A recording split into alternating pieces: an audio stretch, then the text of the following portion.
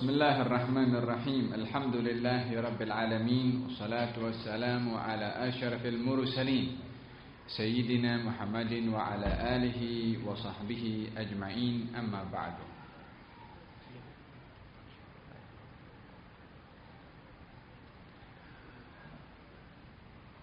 Kita akan mulakan majlis ini dengan pembacaan doa agar supaya Allah Subhanahu wa taala membuka hati dan minda kita, agar supaya Allah Subhanahu wa taala memberikan kepada kita ilmu yang bermanfaat dan menjauhkan kita daripada ilmu yang tidak bermanfaat.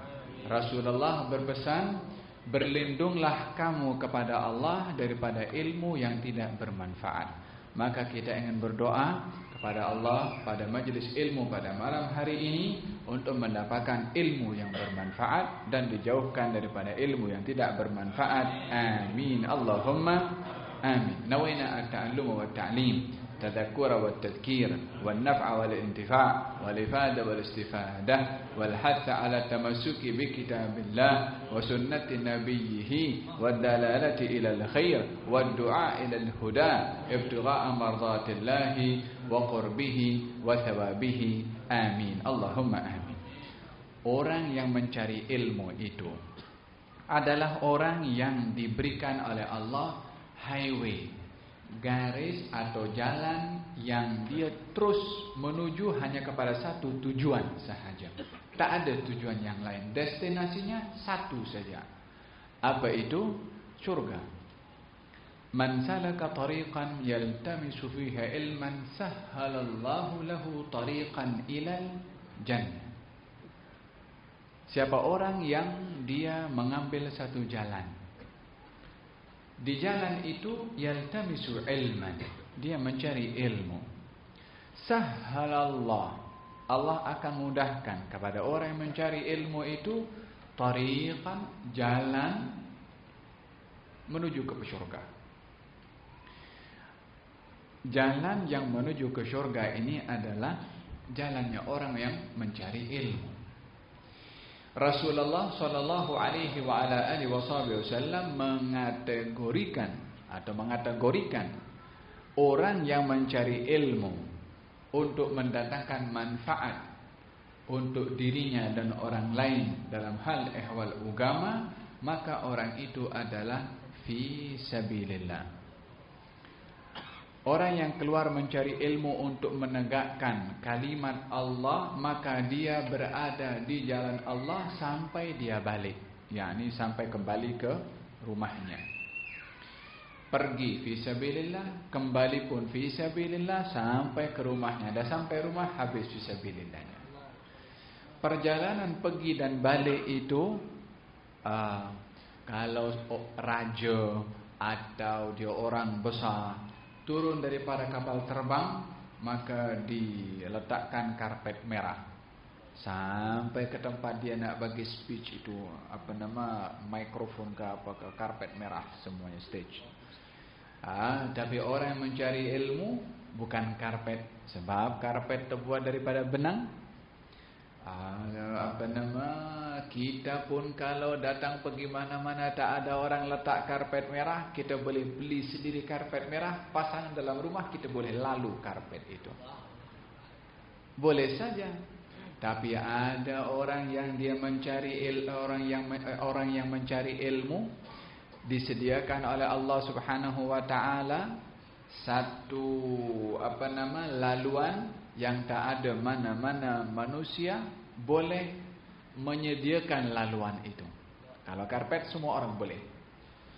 Tapi orang yang keluar mencari ilmu, innal malaikata la tada'u ajnihataha li talibil ilmi ridan bima yasna.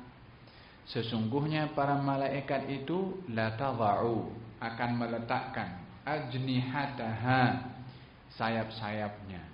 Itu malaikat dicipta oleh Allah Subhanahu wa taala mempunyai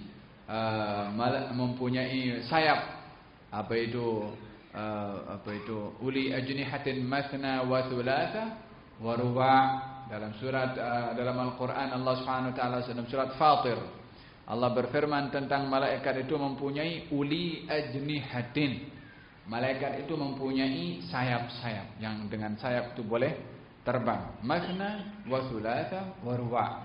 Yani 2, 3 dan 4. Itu baru malaikat-malaikat yang biasa. Kalau macam Jibril alaihissalam ada 600 sayap.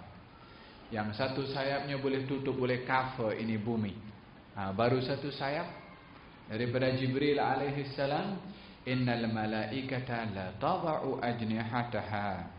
Sesungguhnya para malaikat, ini bukan satu pun malaikat, malaikat plural, jamak, ramai malaikat akan meletakkan sayapnya li talibil ilmi, kepada orang yang datang mencari ilmu. Tak kira tua, tak kira muda, tak kira kanak-kanak, tak kira remaja, tak kira laki-laki, tak kira perempuan. Tak, semua yang datang cari ilmu akan dihamparkan sayap malaikat ridhan bima yasna. Karena malaikat itu ridha kepada perbuatan orang yang keluar daripada rumahnya untuk mencari ilmu.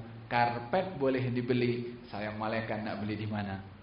Tak ada orang tengok pun tak pernah juga, tapi boleh diberikan karpet, diberikan laluan daripada sayap malaikat orang yang datang untuk mencari ilmu. Ini malaikat meletakkan sayapnya. Tak cukup malaikat pula, Allah Subhanahu wa ta'ala jadikan makhluk-makhluk yang lain yang berada di dalam laut, yang kita tak pernah kenal pun dan tak berkenalan juga. Tak tahu pun jumlah bilangannya. Tapi mereka yang berada di lautan itu berdoa kepada siapa? Orang yang datang untuk mengajarkan ilmu atau belajar ilmu.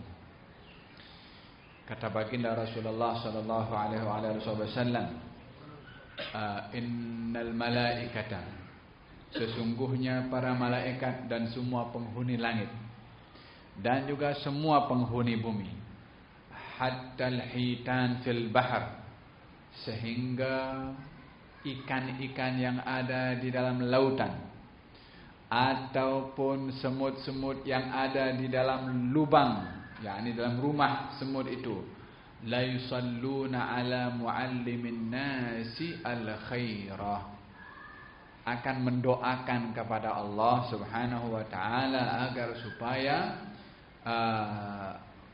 memberikan rahmat kepada orang yang mengajarkan kebaikan kepada orang lain. Al-Imam Ahmad bin Zain Al-Habsyi, dia mengatakan, apa kena mengena itu ikan mendoakan?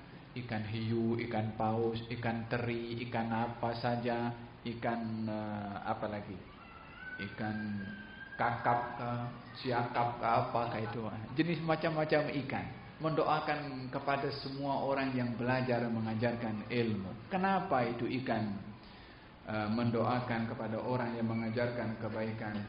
Sebab makhluk Allah Subhanahu wa ta'ala semua itu mempunyai hubungan dengan Allah agar supaya Allah itu disembah, Allah itu ditaati, dan Allah itu disanjungi, dan Allah itu tidak dimaksiati, tidak dilanggar perintahnya. Macam mana supaya orang tahu, supaya orang itu tidak menyekutukan Allah? Macam mana supaya orang itu taat, patuh, tak berdosa kepada Allah? Tentunya dengan ilmu. Dengan ilmu orang tahu cara beribadah kepada Allah. Dengan ilmu orang tahu cara taat kepada Allah. Dengan ilmu orang akan tinggalkan perkara yang dilarang oleh Allah. Maka itu ikan-ikan pun seronok bila mana tengok orang tidak bermaksiat kepada Allah. Tentunya adalah dengan ilmu dia akan taat, dengan ilmu dia akan tinggalkan maksiat. Maka itu ikan-ikan mendoakan orang yang mengajarkan ilmu itu, didoakan. Sebab apa? Dengan ilmu disampaikan, orang akan berilmu dan akan taat kepada Allah dan tidak derhaka kepada Allah Subhanahu wa ta'ala. Demikian komen daripada Imam Ahmad bin Zain Al-Habsyi ketika menafsirkan hadis baginda Rasulullah sallallahu alaihi wa ala alihi wa sahbihi wasallam. Dan baginda Rasulullah memberikan satu khususiyah kepada orang yang belajar ilmu hadis secara khas. Ilmu itu luas, tapi dalam ilmu hadis ada keistimewaan yang diberikan oleh Rasulullah sallallahu alaihi wasallam, yaitu naddarallahu imra'an sami'a maqalati fawa'aha fa'addaha kama sami'aha farubba muballighin aw 'amin sami'.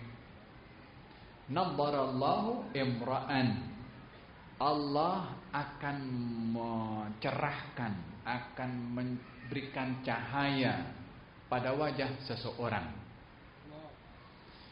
Sami'a maqalati, yang mendengarkan percakapan aku, hadis Nabi.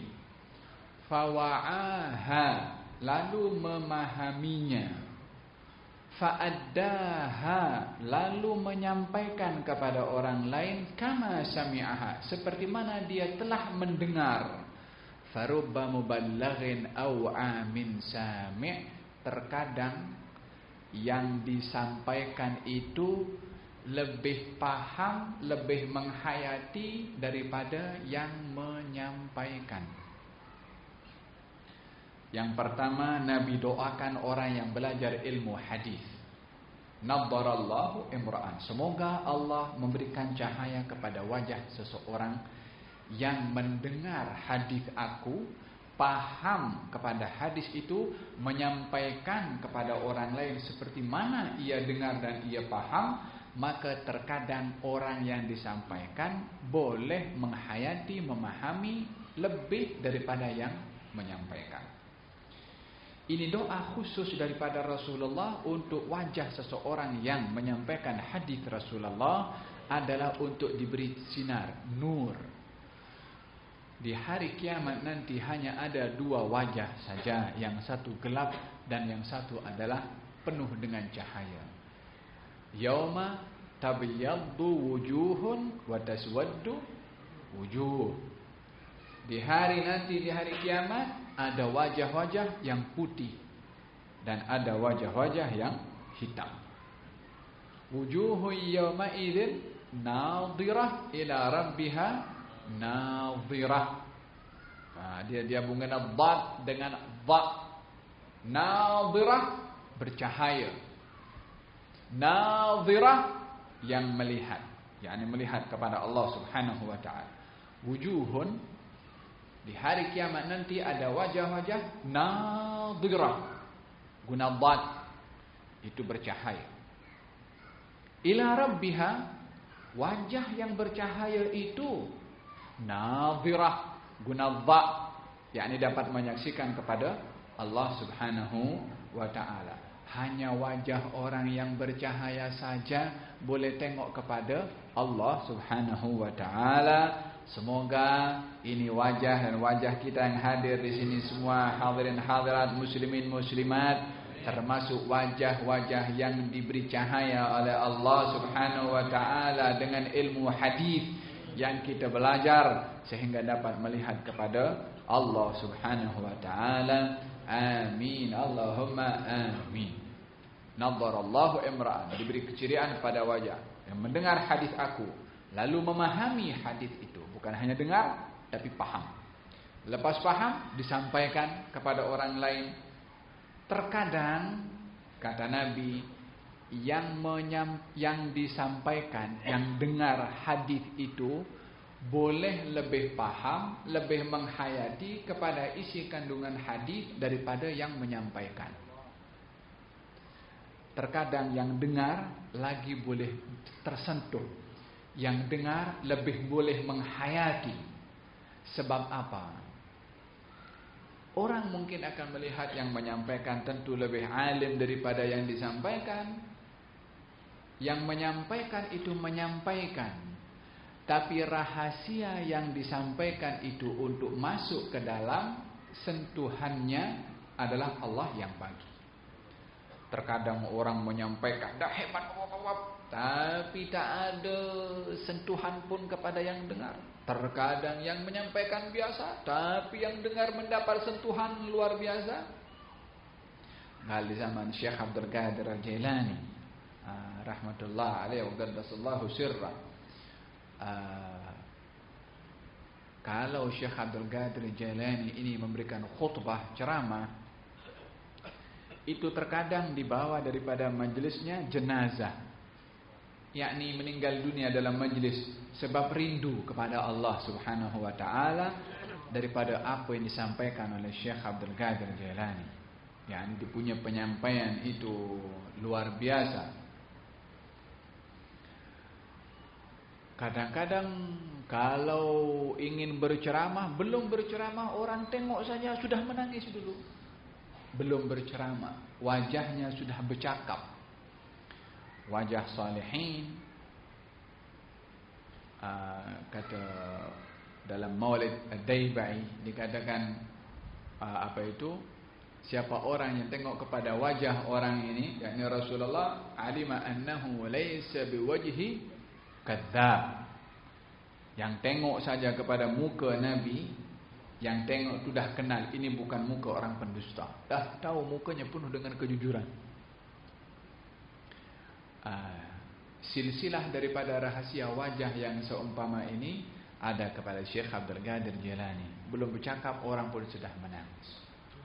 Kata anaknya, salah seorang daripada anak beliau, Abah ini bila nak menyampaikan ni biasa saja isi kandungannya, maknanya isi apa itu bahasanya bahasa yang biasa, bukan bahasa yang bersastra. Anaknya minta izin kepada abahnya, esok saya nak berkhutbah. Kata abahnya mengatakan belum tiba waktunya. Dia kata aku nak berkhutbah juga. Time kelas Syekh Abdul Qadir Jailani. Maka esok hari malam itu dia tulis dah. Pagi tulis apa bahasanya indah, cantik, fasih, sastra. Esok khutbah, panjang lebar khutbah. Orang pun tak bergerak pun, cuma tak ada menangis pun. Bila nak habis dia bercakap, tak habis-habis. Turun, selesai. Ini bahagian daripada tarbiyah juga. Syekh Abdul Qadir Jailani nak mendidik kepada anak-anaknya. Kalau masalah yang dalam penyampaian itu adalah bukan kepada indahnya bahasa, akan tetapi kepada ikhlasnya penyampai dan juga kesediaan hati orang yang menerima penyampaian.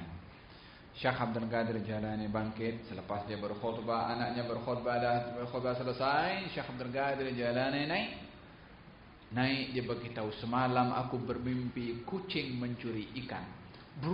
Semua menangis pula. Apa kena mengena kucing mencuri ikan dengan tangisan yang ada pada audiens? Allah Subhanahu wa taala hantarkan tentera pemahaman kepada orang-orang yang mendengar perkataan Syekh Abdul Qadir Jailani tentang kucing curi ikan. Yang satu merasa curi dosa orang lain, yang satu merasa dia derhaka kepada orang lain, yang satu merasa zalim dengan orang lain. Masing-masing yang menangis itu mempunyai tafsiran yang diberikan oleh Allah kepada hati orang yang mendengar untuk menginsafi kesilapan dirinya melakukan kesalahan kepada orang lain, macam mana kucing curi ikan orang lain. Siapakah yang menghantarkan pemahaman kepada orang itu untuk menangis? Allah SWT. Dan dalam majlis ilmu ini ada orang-orang yang dihantarkan oleh Allah Subhanahu wa taala akan rahasia pemahaman, yang mana setiap orang yang diberikan pemahaman semakin banyak, semakin dalam, sebagai pertanda Allah itu sayangkan kepada orang tersebut. Man yuridillahu bihi khairan yufaqqihhu fid din. Siapa orang dikehendaki oleh Allah dengan kehendak yang baik, maka akan dipahamkan akan hal ehwal agamanya. Semoga Allah Subhanahu wa taala yang mengizinkan kita untuk duduk dalam majlis ilmu, majlis yang diistimewakan ini, dihadiri dan disediakan sayap malaikat untuk menjadi laluan kepada mereka mencari ilmu. Mudah-mudahan Allah Subhanahu wa taala berikan kepada kita ilmu yang bermanfaat, diceriakan wajah ini dengan cahaya ilmu, dan semoga Allah menaburkan rahasia pemahaman akan hadis Rasulullah sallallahu alaihi wasallam. Amin Allahumma amin.